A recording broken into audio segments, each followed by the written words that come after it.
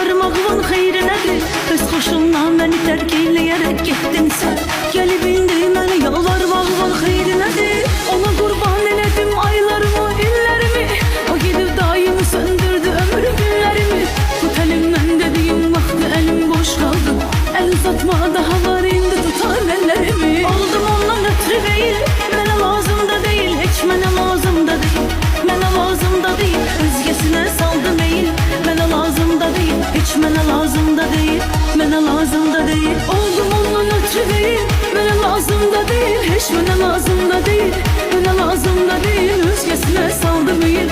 Mənə lazım da değil, heç mənə lazım da değil. Mənə lazım da değil.